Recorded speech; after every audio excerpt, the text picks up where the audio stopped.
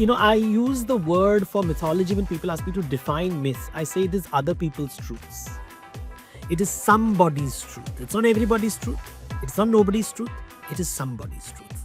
Because it reminds you that your truth is not the only truth in the world. The world is full of thousands of truths, highly subjective. Many of them are cultural. It's not a problem. It's the way life is.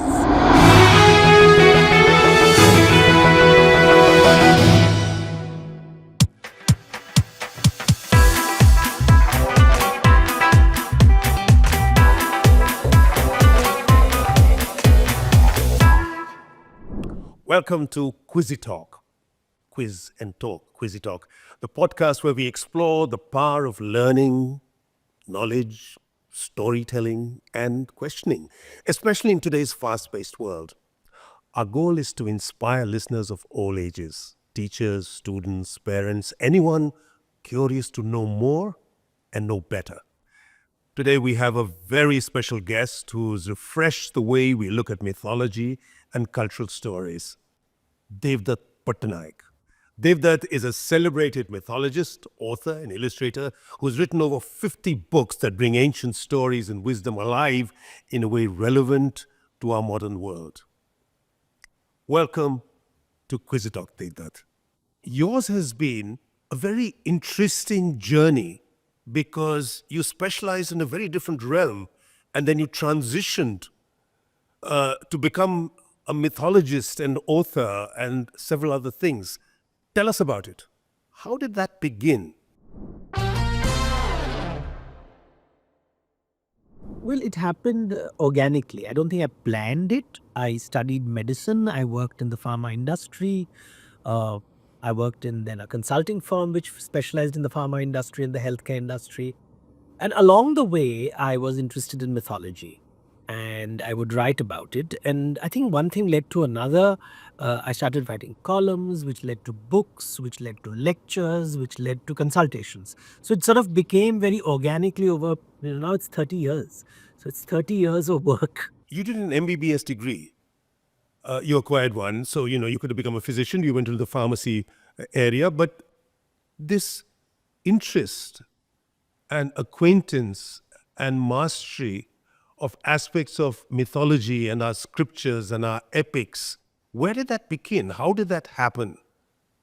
So like most people, I sort of began my journey reading the Amar Chitra Kathas of the world, the Chanda Mamas of the world. And then one day, we went to a bookshop and I picked up a book called Srimad Bhagavatam by Kamala Subramaniam, which is by the Bharatiya Vidya Bhavan. And when I read that book, I suddenly found many, many more stories about Krishna that I'd never read before. And it sort of made me curious that there is more stories than what I have been reading, which led me to read more books on mythology, which were there. What age was this, Devdutt? This would be in school. It would be around, I would be 10, 12, I guess. Around that time, you mentioned Bharatiya Vidya Bhavan. My first acquaintance, we'd moved from Mumbai to Delhi. I had a more isolated neighborhood. I started reading. And there were the Bharatiya Vidya Bhavan books of the Ramayana and Mahabharata by Rajaji, C. Rajagopalachari. And I found that fascinating and was totally immersed in them. And it was that was my beginning. But in your case, you said it was these books by Kamala Subramaniam. So your acquaintance is through English translations mainly, or how did that All happen? mythology is through translations. In fact, if you don't know English, unfortunately, you will not get access to most mythologies of the world. Because everything is translated in English. I always tell this to people that if you want to read an Odia Ramayana, you will get an English translation of it. You want to read an Assamese Ramayana, you will get an English translation of it. You want to read a Telugu Ramayana, you'll get an English translation of it. If you only know one particular language, there's an assumption in most people that these books are written in Sanskrit. And, that's a... No, we have so many. We have 300 Ramayans. Of course, there's Valmiki's, which is...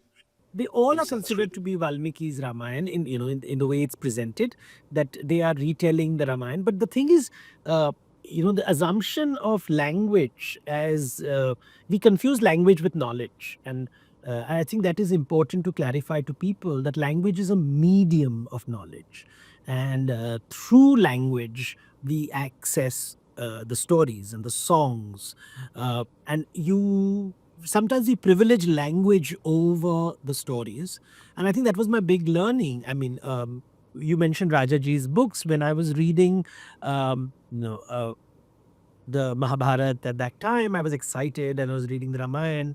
And it so happened that again, Rajaji's book told me stories which are not there in the Amar Chitra Katha. And I got so excited by it that one day something called a Chetna bookshop in Bombay near Rampart. And I went with my mother and I saw the entire translation of the Mahabharata in 12 volumes by Kesari Mohan Ganguly. And I was just a child at that time, but I somehow felt I should buy it because I was curious. And my parents never stopped me from buying books. It's something that I think I'm ever grateful to them. They never questioned it. They never questioned what books I chose. They just allowed me to buy books. And very funnily, because while my sisters would read fiction, I was more drawn to non-fiction. And we were all allowed to go to libraries, we were allowed to buy, but these books were not available in libraries. My school had a fantastic library. My school was Our Lady of Perpetual Succor in Chembur, and it's one of the really good libraries. But this set was something very strange because it's not really meant for schools, it was meant for academicians. It's a 19th century translation, and when I brought that, it was difficult to read, but it shocked me what was not being told to me. So I felt cheated. I felt people are not telling me the full story. Rajaji was censoring it, and there were things that were not there. And I think that's the beginning of my curiosity. That you have to read much more to you don't be limited by a single book.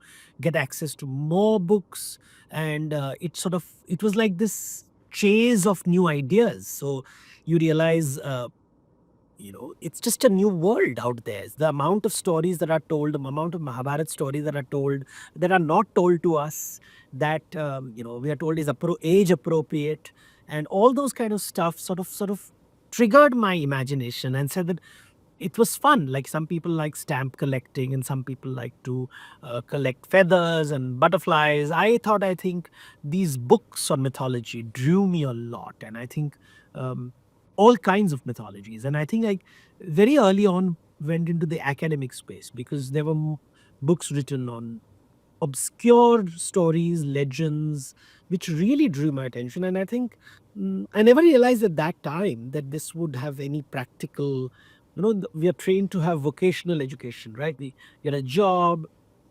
This was pure curiosity and pleasure.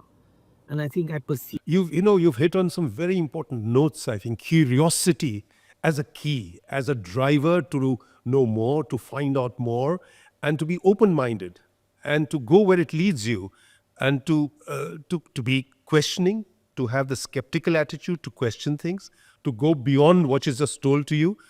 That is one very important point that you made. I think apart from that, I just wanted to say that in today's age, sometimes mythology is misunderstood, the actual meaning. I've had people getting very aggravated and saying, why are you calling it mythology? This is history. Whereas mythology, we know, I've been a student of literature. It has a literary meaning, it has a cultural meaning, it has an anthropological meaning, and in common parlance, it's sometimes, myth is taken to be a lie, which is not what it's about. It's also not just completely a fabrication. So mythology to you has meant our body of tradition, literature, scriptures, oral, written, and otherwise. Is that right? Well, not just our culture, every culture. So, Yes, of course. the reason I'm saying this is because there's an assumption in many people that mythology is something which exists only in India and with Hindus. And I remember this gentleman, like you said, they get triggered by the word mythology, and there is a historical reasons for it. And I say, so you believe in a virgin giving birth to a child? You think that's a historical event? And you believe. So, I mean, I just accept it. I said, if I think that it's history. You are telling me that historically, at one time, monkeys could fly and people could travel to heavenly realms, the skies, and the stars. So these are facts.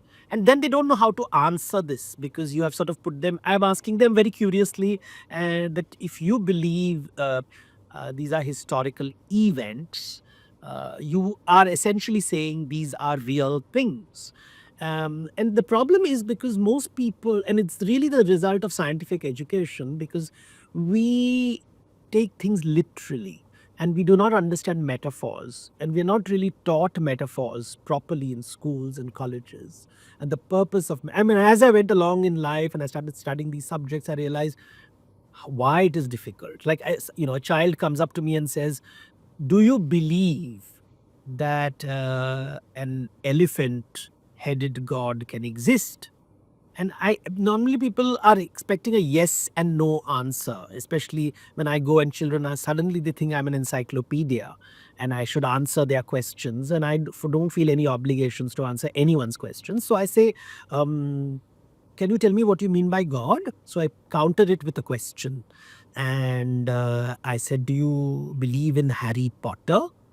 And Harry Potter is real or false? And then I look at the wand in their house and say, why did you buy that wand? And why did you buy this toy?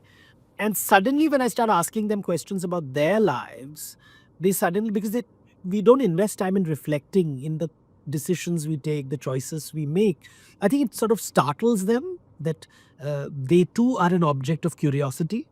And I think that is something that I have over time learned, that people are seeking answers very quickly, and they are not, and in our school systems is about answering questions rather than pursuing questions and pursuing I always tell it, it's not, there is no right answer except in the science and mathematics, but in the realm of literature there is no right answer. In the realm of cultural studies there is no right answer. So I think these are the ideas which sort of emerged over time. Right. One point that you made, it doesn't have to be history to have meaning and to have purpose and for us to draw significance from it and relevance from it. Tell us about that. One of the things in schools we don't teach is why are we learning poetry? We are taught poetry, we memorize it, we get the marks, but I nobody sits down and tells you why did people write poetry. I mean, why do you have poetry? What is the purpose of poetry? If you can write a sentence, why do you need poetry? And I think if we are able, because we're taught at a very young age, we learn limericks, we learn songs, we learn, but I think nobody explains the purpose of poetry. That there are many ideas that cannot, especially emotional ideas, experiences, subjective things that we cannot express through available words and sentences. And therefore, we need metaphors, we need figures of speech, we need various ways of communicating. And I usually tell people that, you have a birthday. Why do we need a cake in your birthday party? Why do you need friends in your birthday party? Why does it have to be an event? How did we decide it is an event? And I think these kind of questions make you think about these things, because I think we are sort of pursuing the literal, and I think that's the difference between the STEM subjects, science, technology, engineering, mathematics, which is given more importance because that will get you a job. But I mean, the only reason I think some students study history is because they'll get UPSC exams or something like that. And after that, they forget about history. They don't think about history, or they don't think about philosophy as a part of life. I think that these role of these subjects are not really explained to us as to why it is important to learn geography, or it is important, about different types of rocks and different types of mountains. And today, when I think about it, I mean, I spend more time, although I'm a student of mythology, I have to read about geography. I have to learn about history. I need to understand. And because I'm a medical doctor, I have a very good understanding of the human body. And I realize how the body shapes the mind. So, all subjects are sort of interconnected. And I wish somewhere along the line in school, because there's so many timetables and subjects that we see them as in silos and we don't see one with the other. And I think, yeah, children won't get it, but as I think they grow older, uh, I think that's important to learn, especially if you don't want to be mediocre. If you want to be, I always tell people, if you're mediocre, then I'm not going to talk to you. It's okay, that's great, whatever you choose. But if you want to excel, um, then you can't be mediocre. You have to do something more. You have to work harder. Your brain neural networks have to develop, which means you'll be constantly challenged, like going to the gym and the brain gym. So, Quiz Talk is a brain gym. You are helping me develop six pack abs and all kinds of muscles and mobility in the brain. And it's not visible, but it's there. Your latest work is Ahimsa, 100 Reflections on the Harappan Civilization. Yeah. And it offers an insightful look into one of the oldest civilizations. Can you share some highlights from the book and what inspired you to write about it, and what are some of the key lessons we need to take from that?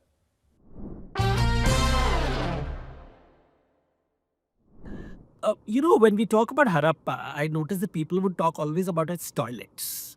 There's something about the Harappan toilets that excites us a lot in our country, because I think we know the problems with sanitation and the challenges of Swachh Bharat and all that. But I think we forget that it was a trading civilization. That when I started working on the book, I really came from a mythological angle. I wanted to study the mythology of Harappa, not the history. But I realized, as I said, to understand the mythology, you need to understand the history and the geography of the land. And suddenly I learned something new. I learned that lapis lazuli, a blue-colored stone, is only found in Afghanistan. But it has been found in Mesopotamia and Egypt. And one wonders, how did it reach far away Iraq? Mesopotamia is Iraq. How did it reach Egypt? And the answer is the Harappan civilization. The Harappan civilization would transport this rock in the form of beads down the river Indus, up the Makran coast and the Persian Gulf to Oman. And it's a 4,000-kilometer journey. How did they do it? What boats were used? They didn't have sails at that time. They did not know wind at that time. They didn't understand the stars at that time. But they did travel this long distance. And I think these things, suddenly this Harappa becomes exciting. It's not just toilets, it's also trade. So you start thinking about these things differently. And I was noticing that the archaeologists were sort of limited in their imagination. And I was like, can we look at this possibility? Can we look at that possibility? A trading culture, a culture which does not like armies. And, Harappa existed at the same time as the Egyptian pyramids. We learn about timelines, but I always tell people, just tell me exactly when Harappan cities were being built, what was happening in Egypt. And then I learned that they were building the pyramids. And then we were always told that, the trade would happen in Bronze Age between India, Mesopotamia, and Egypt. But then I realized that India only traded with Mesopotamia, and Egypt lived in relative isolation when the pyramids were being built. They were not connected with other parts of the world. It happens later. So suddenly history starts to become exciting. It sort of opens up stories. It tells you so many things. Your curiosity is sort of, it's like going to a sweet shop and finding different types of sweets to eat. And, for me, knowledge is, curiosity is to knowledge what hunger is to food. So it's Interesting way of putting it. Ahimsa is central to the book, the idea of it. Tell us about that. So, when we speak of ahimsa today, we usually refer to Gandhian ahimsa as non-cooperation movement, as a freedom struggle. But I think it also, sometimes you use it for vegetarian food. That's a popular debate which goes on. But honestly, ahimsa is a practice that is seen as in mercantile communities, merchants. Because you see, when you don't have resources, you attack people with resources. And to prevent that violence, you say, hey, why don't we trade? Why don't I give you something and you give me something? So we don't have to fight over resources. And I think that's where nonviolence comes in, because it promotes trade over raid. It prevents hoarding. It tells you, what, share with people, exchange with people, create markets. And we have never been told to look at ahimsa from an economic point of view. It's not an ethical action. We are always taught of ahimsa or non-violence from an ethical point of view. But I saw it as an economic activity, because when I am non-violent, it means I'm treated, instead of, why is there violence? I have violence because there are quarrels happening over resources, over products. So now you start looking at ahimsa from a very different angle. So that was important to me, that ahimsa is seen in Jains, who are trading communities. Ahimsa was seen in Buddhists, who were major trading communities. And then you start noticing that, why are humans violent? And you realize at a foundational level, all consumption, whether we want to consume plants, whether we want to consume animals, any act of consumption is violent. So the real form of ahimsa is when you reduce your consumption. And fasting was there in the Jains community in a way to tell them that, the more you consume, the more you destroy the world. And we don't. And today, when there's climate change happening around the world, we realize, it's related to the consumption economy. We are consuming so much that we are polluting the ecosystem. We are hoarding so much. We are seeking more. And I think our ancestors figured this out 4,500 years ago. It's something interesting, and it's something to be proud of. And these ideas are not spoken about. I mean, we just reduce ahimsa to vegetarianism or to Gandhi. And I think that's very limiting, and that sort of restricts our mind. Right. So basically, you're saying in this particular book that it has to do with the economic and trading impulse, uh, which is associated with ahimsa. Right.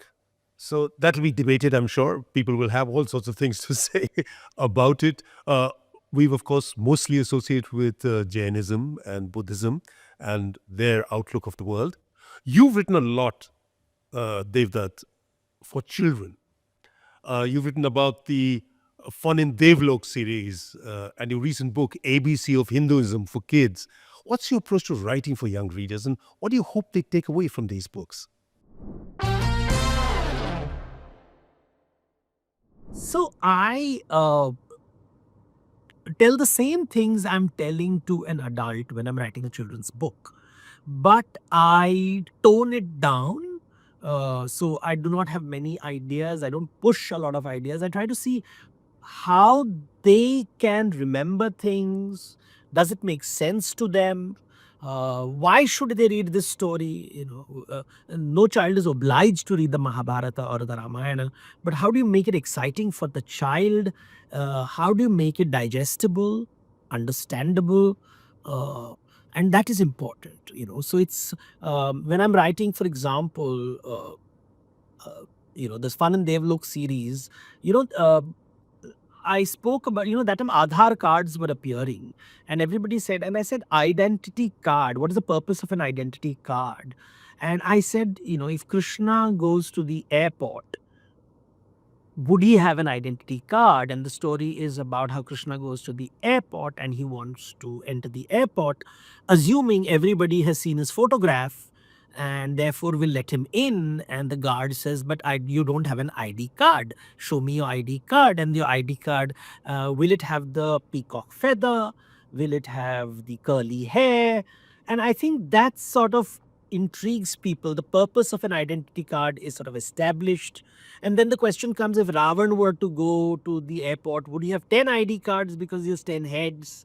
And sort of it, while I'm talking about mythology and I'm making them aware of the 10 heads of Ravan and Krishna's form, I am talking about the value of the ID card.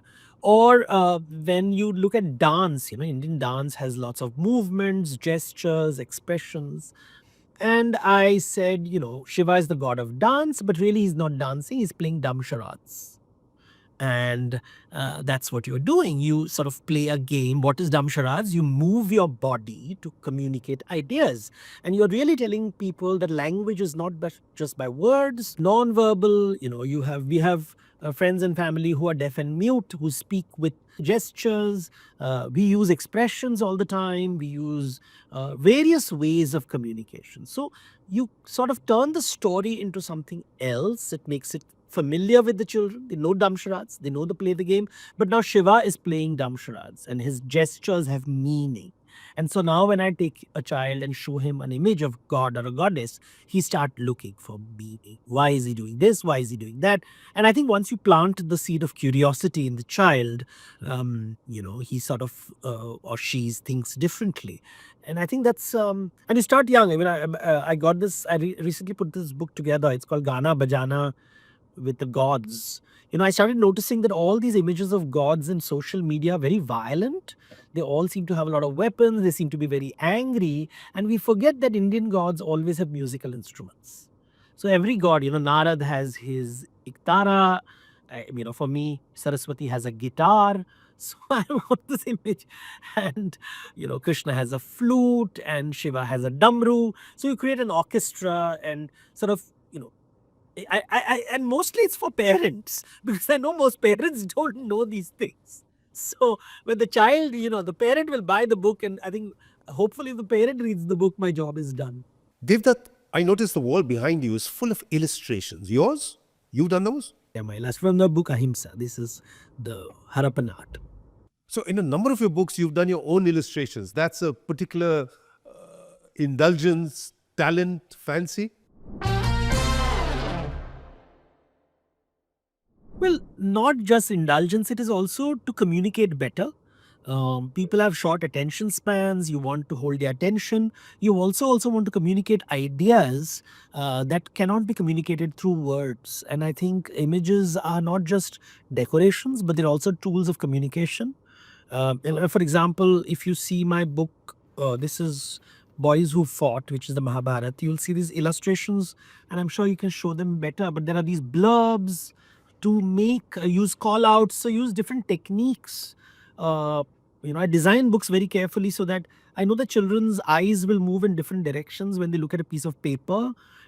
So you have to use different ways in which the eyes will move on a page. How the Mahabharata war is different dates and what happens in each event. So you have to play with design, with art, because I'm interested in communication.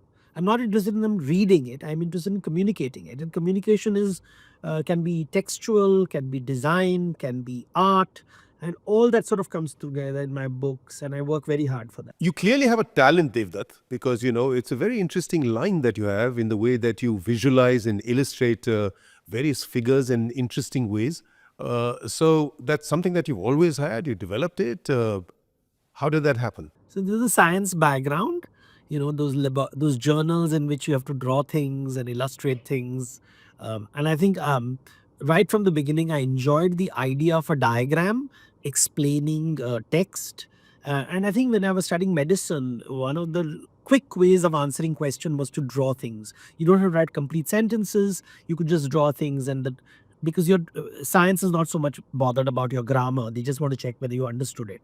So I think that writing with the illustration helped in communication, helped me communicate a lot quickly in a short space. So I think I developed that love for illustrating and refining it over time. And I think I used it in mythology. Like I use if you read my books, I use a lot of tables. I use a lot of charts. I use the instruments of science to explain mythology so as it makes more sense. Compare and contrast things, use artwork to show things, also to trigger imagination, because I realized that people, when Amar Katha created a particular way of thinking, and as a result of it, good or bad, children were not exposed to other forms of art. They were not exposed to miniature paintings. They were not exposed to kalamkari art, pattachitras, the different ways in which, and therefore there is a kind of a way of seeing things. And you see that in television also. When they do television serials, they're not willing to experiment with new forms of costumes because they think that people see things in this very one way, and therefore the imagination needs to be stirred.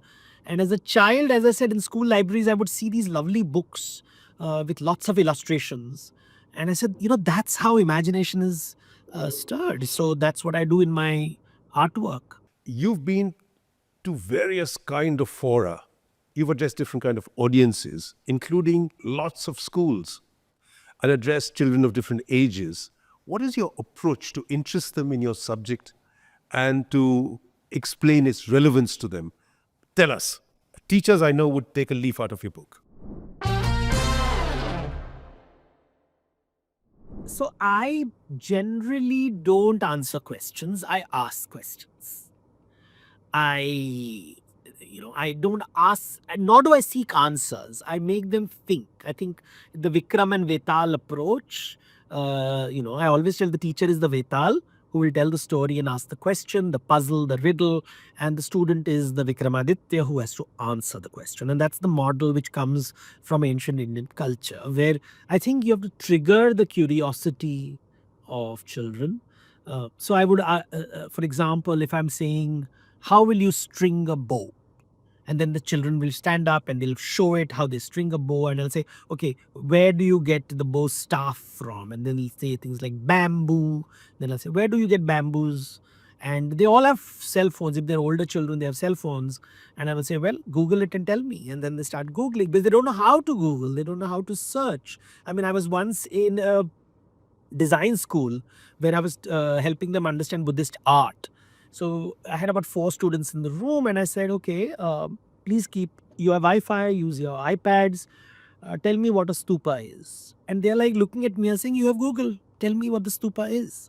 And Google it. And then they said what, and everybody came up with different answers. So I said, can you please agree on an answer? And I sort of taught them how to do research.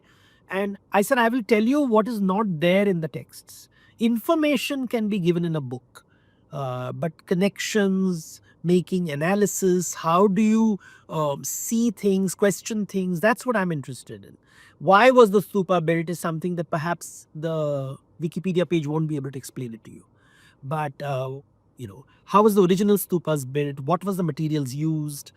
So then the designers started to think. I said, tell me how the Chaitya looks and how does the Vihara look and why is it designed this way and why is it designed that way? And when you start asking the why questions, I said, now that's what I can do in the classroom. I'm not going to tell you the what and the how because that's there, easily available. And I like to use technology in classrooms. I don't think we should keep them out, but most children don't know. I always tell people, just because I have bought you a book doesn't mean you'll read it.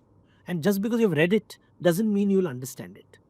So the comprehension levels are also important. So just getting access to Google or to a JSTOR or to a library doesn't necessarily mean the child, because I don't think we invest enough to tell people how to search it and how to make it fun, how to turn it into a treasure hunt, and it's always a treasure hunt for me. So, when I would tell that and sometimes with children you have to play games like you will say that he cut the tree and it fell on his foot and crushed his leg. And then now I've just told the story, but now I want them to visualize it. So I'll say, what kind of sound did he make when the tree fell? And then they start enacting it and they make those sounds. Or I will say that, Ravan broke his hair, cut his head off. So can you tell me how the blood flowed? And then they will draw diagrams of how the blood flows. And so you have to turn it into a performance where they participate in the performance. So it's theatrical.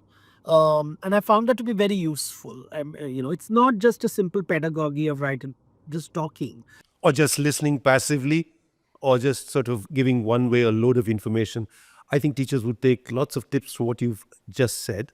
Or while on the subject of children, young children particularly, I want to talk about young mythological figures, because that's something that young children particularly relate to, and they love. Chota Bheem became hugely popular, right? Whether it had to do with the mythological Bheem or not, whether it had to do with actual instances or just, sort of went off into a fantasy world which kids could really connect with.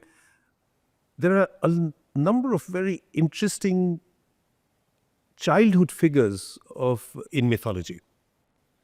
Which are some of the ones that interest you, fascinate you, and you find that your listeners here are interested in? So let's look at Chota Bheem. It became very popular, and I would be asked questions about Bheem. And the reason children liked Bheem is because he's strong and powerful. And children, when they go to school, have to deal with bullying. They're constantly feeling intimidated, but there's teachers who are shouting at them. There are friends who are pulling their legs. They have seniors who make fun of them. There is the pressure of work. So they're always feeling a little insecure. And when you feel insecure, you want to feel someone who's strong, and you start admiring characters like Chota Bheem, and so that idea of a powerful young boy who can beat up the villains and the monsters who frighten you is something that excited children. But in the process, because most of the people who wrote Chota Bheem didn't understand what a Bheem embodies, because they only saw a strong man and they saw it as a strong person. It's what happens with Hanuman also. Hanuman is seen as a strong, he carries mountains, he can fly. What we are not telling our children is Hanuman is a poet and Bhima is a cook. And as children, he was part of, the story of a child Bhima who wants to eat all the food in the house, and his mother tells him that you have to share it with your brothers. You can't eat everything. You must share with your brothers. Now that is not a story that would be told in Chota Bheem, because we are so interested in his strength than to see these little things, these little details. Or my favorite story with Bheem is about him. One day he's thrown into the river and everybody thinks that he is dead, and so the family is mourning and they prepare a huge feast in honor of, in his memory. And he comes back. He sort of survives the adventures, and he comes back and he sees all this food piled up. And he says, "Hey, there's so much food piled up. Let's not waste it. I know you have done it in my memory, but now that I'm here, let's celebrate my life." And he prepares a lovely dish, and it's a South Indian dish known as avial. So avial was, cooked by Beam. And it's also important to tell the story because you're also making it gender neutral, that cooking is done by men too. It's not something that women do. So just a simple story of Bhim as a child tells you so much. Or, the most popular children's story is of Dhruv, the pole star. And Dhruv is a child, and the story is so simple. He wants to sit on his father's lap. He's not allowed to sit on his father's lap. He prays to God, and when God appears, like a child, he says, "I want to sit on your lap so that nobody should pull me off your lap ever." And therefore, the pole star in the sky is Dhruva sitting on God's lap, and you cannot move it from its position. It becomes a symbol of constancy. Of constancy, security, love, affection. So now I tell the story to children, but then I say, okay, where's the pole star? Then I show them an app that allows us to see the stars. There are these beautiful apps that allows us to see the stars. And I say, identify the pole star. And then they identify the pole star. And I said, well, there's a pole star. Would you like to be the pole star? They all say, yes, we would like to be. I said, that means you cannot go on a holiday because you'll have to be in the same place forever. And then they're like, oh, I want a holiday. So now what you do is you use that one story to jump from one thing to the other. So the brain is constantly alert. It's not just the story, but the emotion, the idea. You sort of make a 360-degree rotation around it. And they're always not sure what they're going to get in the room. They're coming and there's something new happening. Knowledge then becomes fun. And it becomes exploration, and it is about them. I think it's zeroing back to children is very important. If I'm teaching you physics, then I must zero it on your life of physics. And your experiences. The experience of the bag. So if I'm teaching you about weight and mass, I can tell you, how much does your bag weigh? Let's find out what your bag weighs. Rather than making it part of your life. If you're teaching children nutrition, open their tiffin boxes and say that what does bread contain and what does sabzi contain and what does jam contain and what does jelly contain. If you're teaching chemistry, it's all there around us. I feel sad that I was taught botany, but we were never taken to the school garden to show the tree. Leaf was conceptual and you drew it, but there are leaves out there in the outside. It doesn't have to be magical. The clothes we wear talks about fabric, and so geometry. Geometry is there on the desk we sit. Is it a square? Is it a rectangle? Is it a triangle? So I think bringing it back to our life to make it relevant is something that, I saw this TikTok video recently and said, why did they teach me about Babar when it doesn't help me get a job? Because the child has been told you're studying to get a job. That purpose of studying is to get a job. And then you realize how limiting it is, because that's what the parents are telling the children, that's what the teachers are telling the children, agar padhai nahi karoge to tumko job nahi milega. And you have now taken away the magic of education, because education is, while an important part of it is to find a job, it's not the only purpose of education. And I think that's important. I think when we ask ourselves, why am I teaching this child about Babar?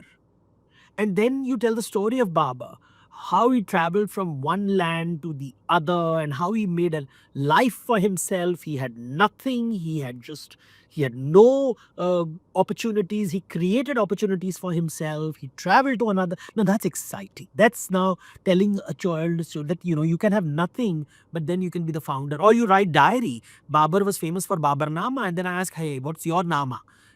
What is Basu Nama or what is Siddharth Nama? Do you write a diary? Have you told me about the gardens that you love? Because Babar loved his gardens. And I'm like, have you ever written about gardens? And what's a charbagh? So, suddenly now Babar has become an exciting figure that I can explore.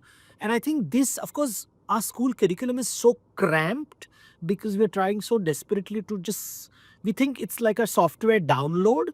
You just download it in children's brains and they'll get the knowledge. It doesn't, and it's sad because that's how the system is there and teachers are part of it.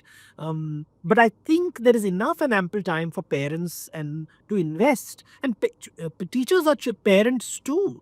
Do we invest in our own children and our friends in our free time on these little things which will just make learning better? Like I had those teachers who did this, who gave me that one little trick that made learning fun. And I think I'm grateful for those teachers because, there was a teacher who taught me the value of a comma. How just the presence of a comma in a sentence can change meaning. And suddenly grammar became exciting. It's been, delightful listening to Devdutt Nama because you've stitched together various things. Through all of this, in our mythologies, there's the power of stories. You've also pointed out how when you're dealing even just with mythology, without adequate knowledge of history, of geography, of the science, of the cultural aspects of language and literature, it has to be expansive and ever expanding. There's no end to it. There's never it. It is, there has to be, it's a matter of knowing further, going further, learning more, and making it a matter of lifelong learning and sharing. One of the key things that you've done is used a unique gift for adapting traditional stories to connect with modern readers. What's been your process for making ancient myths resonate with contemporary audiences? One illustration you just gave for children, So a number of figures are going to the airport and being asked for identity cards. That's one way for kids to understand what it's all about. But tell us about this business of adapting it for modern readers, mythology.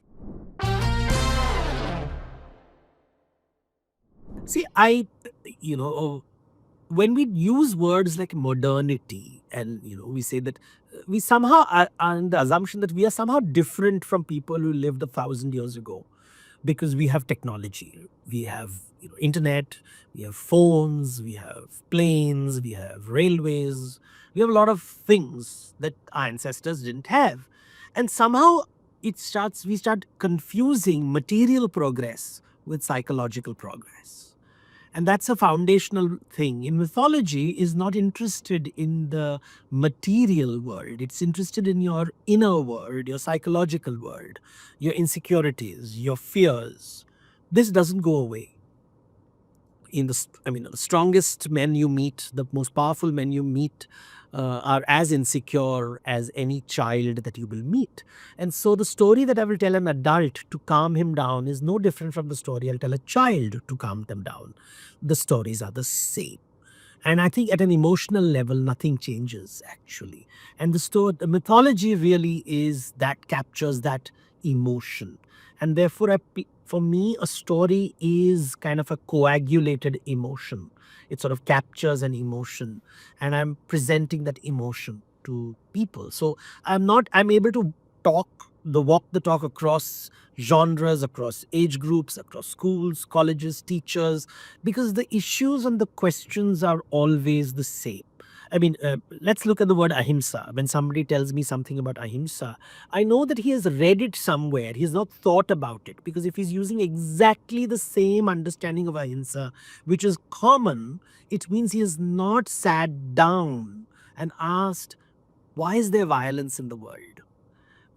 If you don't answer the question why violence, and you've just decided violence is bad, that means you have no curiosity, because you have not understood in nature animals are violent, plants are violent, Mike.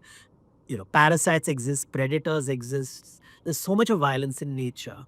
If you've never seen that, or even though you have learned your biology and your zoology and your botany, and you didn't pay attention to the violence in a National Geographic channel, and you just assume that non-violence is good, then you are not thinking.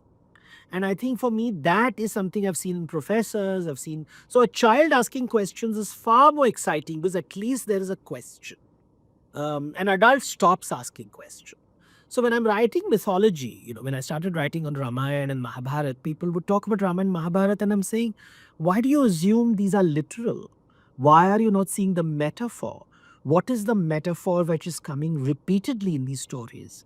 Why do you disrespect our ancestors and think they are fools to write these stories of flying monkeys and oceans of milk and gods with 4 hands and 6 heads?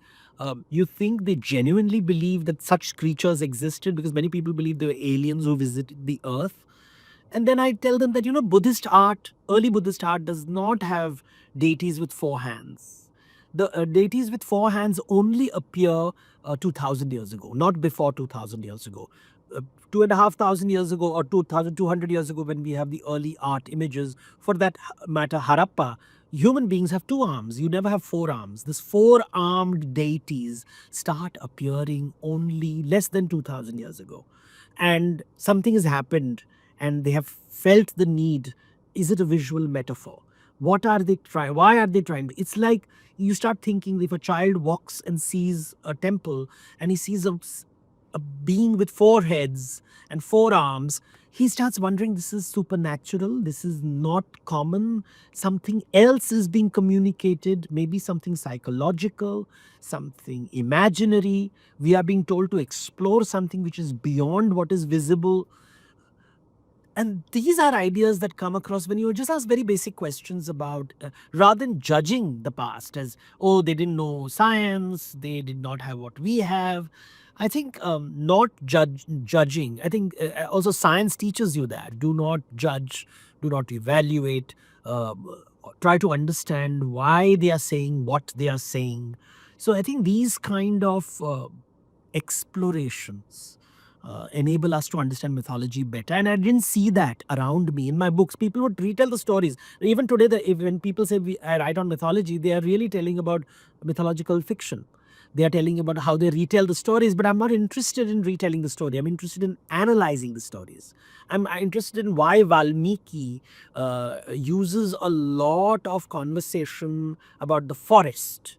Ramayana is about the forest, and Mahabharata is about the forest, and the forest exile is there in Ramayana and Mahabharata. And I'm like, why are they talking about forest exile? It's not a natural thing to be thrown into the forest. And then you realize there is a communication of ideas which is happening, and you start seeing patterns in the stories. And since nobody else caught it, for me it's a good thing. I'm in a greenfield place. Nobody has done what I've done, so it sort of, that's what I think enterprise is all about: doing things what others have not done. Now, how do you think mythology can help in building cultural understanding? Let's ask ourselves, why do Europeans eat with cutlery? Why do Chinese eat with chopsticks? Why do Indians use fingers? Uh, is there a scientific reason? Because if it is a scientific reason, then you can modify it. But from a cultural point of view, it has meaning. There are lots of meaning. In India, the right hand is favored over the left hand. The right hand is used for one thing, left hand. So, cultural studies help us understand different people. We understand why the Chinese are the Chinese, why the Japanese are the Japanese, why the Chinese and Japanese are different from each other. And if you read their stories, you understand it even further. You start understanding the finer differences between the Chinese and the Japanese. The storytelling reveals the minds of different people. Indian stories, typically stories that originated in the Indian subcontinent, talk about rebirth. They'll always talk about rebirth. So these are past life of the Buddha, past lives of the Tirthankara. Ram is reborn as Krishna. So you have this idea that you have lived before and you will live again, which explains why Indian kings didn't build tombs. We would cremate the dead and throw the ash in rivers. There was no tomb. And tomb building is a practice that came to India with Islam. And because Islam believes you live only once. And when you live only once, that one life is precious. And therefore, the body has to be kept carefully. And the kings, the sultans, built these tombs. The earlier Muslim kings didn't have tombs. They would say there should be nothing blocking me from God who lives in the sky. And the later kings, the Mughals especially, built these tombs. They believed in one life. The Egyptian pharaohs believed one life followed by an afterlife, and therefore they built pyramids. The Christians believe in one life, and therefore burial, embalmment, coffins are important. So you suddenly realize the cultural practices are embedded in belief systems which are expressed in stories, and that explains why different things people do different behaviors and choices and customs, and we understand uh, why people are different. The science lens, the rational lens, makes you very judgmental. It tells you there is only one right way to live. And therefore, I'm very wary of people who say I'm very scientific and rational, because it means they lack empathy. They do not see the world through an emotional lens, and they do not understand cultures think differently, and people have the choice to live, use the cutlery, or use the finger, or use the chopsticks. There is no right way to eat, certainly not from a scientific or a rational point of view. So, the science and rationality limits us. It doesn't allow us to see people. And I think that's why there are so many quarrels in the world and so many debates and arguments rather than dialogues. And you think trying to understand other cultures, their mythologies too, can build values and share commonalities. Yes, it tells us why people live different lives. It makes us less judgmental. It helps us negotiate with things that we don't understand and appreciate.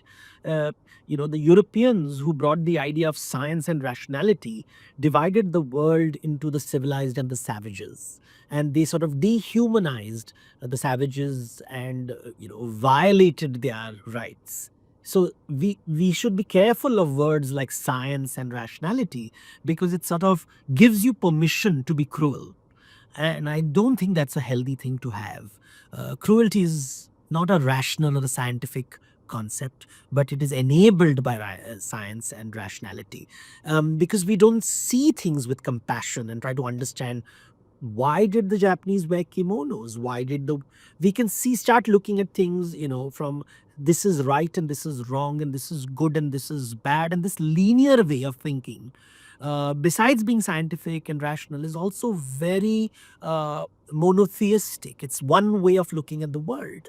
But we live in a global economy. We live in a world where we have to deal with people from all over the world. In India, especially, we have to deal with people from different languages, different social backgrounds.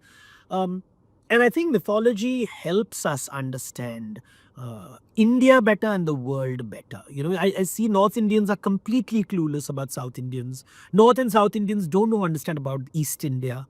When Dasara happens, we recently heard about a delivery boy admonishing someone for eating biryani during Dasara Puja, without realizing that meat eating during festivals, Dasara, is common in the eastern part of India, in the southern part of India. He assumed that his beliefs are the universal beliefs because nobody told him the stories. This whole idea of this is superstition and this is faith and this kind of divisions are not right. There's no such thing as blind faith. There is no such thing as superstitions. People have beliefs. People have lucky colors, lucky charms to deal with the insecurities of life. The thing is, science and rationality will tell you how things happen. They will never tell you why things happen. They will not tell you why, opportunities don't come your way. Yeah, you may work hard, you may study hard, and suddenly you don't get the rank that you feel you deserve, and you wonder, or you don't get admission into the college that you want. Rationality doesn't come to your rescue. Science doesn't come to your rescue, no matter how much you try, but faith does. Beliefs do. They sort of give you some kind of a safe space to withdraw into. And I think uh, we have to appreciate this, that um, other people's beliefs are something that should be respected. And I think that will make a less violent world, because we see people for what they are. Everybody is not rational and reasonable. And what we think is rational and reasonable may not be rational and reasonable to other people. And that is important. You may think that eating a particular diet is good for you. It does not give you the right to condemn another person's dietary habits. And I think food is a good place to see that we eat food not because they are nutritious. While it is important to be nutritious, we like tasty food. There is no reason to eat a golgappa. It has no scientific or rational basis other than pleasure. It's pure pleasure. And especially street side food is so unhygienic, but it's the pleasure of it and the adventure of it that drives us, makes life exciting and interesting. And we should make room for that. And I think mythology forces you to look at that.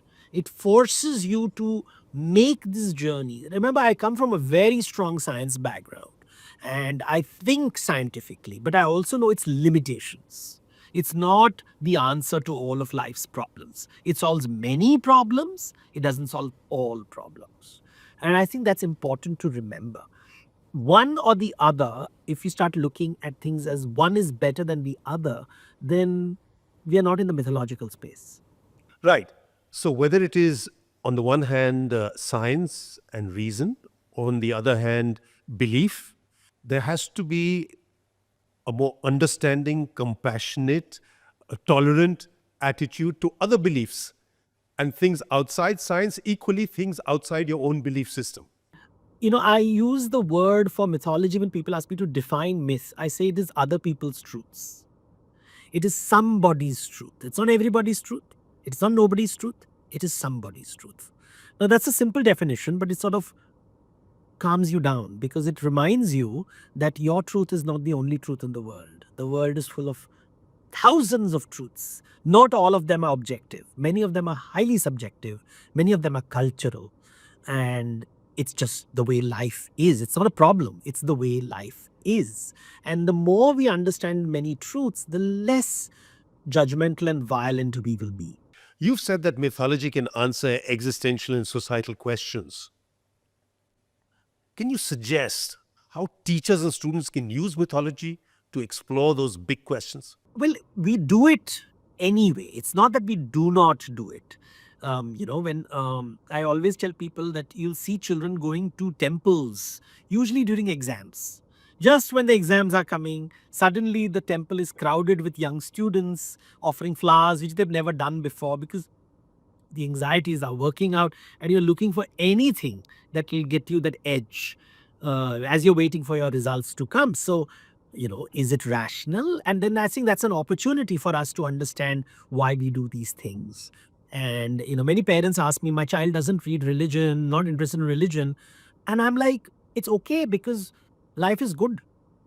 When life is not good, when things are not working, when they have their first heartbreak, that's when they will start turning to other things and they will start reading poetry and they will start seeking answers in gurus and all kinds of stories will emerge. They will understand tragedy, they will understand new subjects. And I think that's where you should zoom in on those moments. I don't think that people should be indoctrinated into certain belief systems or rules or systems, but we have to learn how to make sense of them. That's what mythology does. It doesn't prescribe, it describes. It's not telling you do this and do that. It's not at all prescriptive. It's analytical. It makes you think, it asks you questions. And I think that is important. You have to ask questions and you have to understand. I think that's the whole idea of this, that not everything is objective, not everything is measurable, not everything. And I think mythology helps you do that. It explores the inner world, the subjective world. Golden words. Thanks very much for that very thought-provoking chat. And listeners, I hope you enjoy that too. Stay curious, stay questioning, and keep reading. That's one thing I hope you picked up from Devdutt in this conversation. Read widely and read well. Till we meet again on Quizzitok.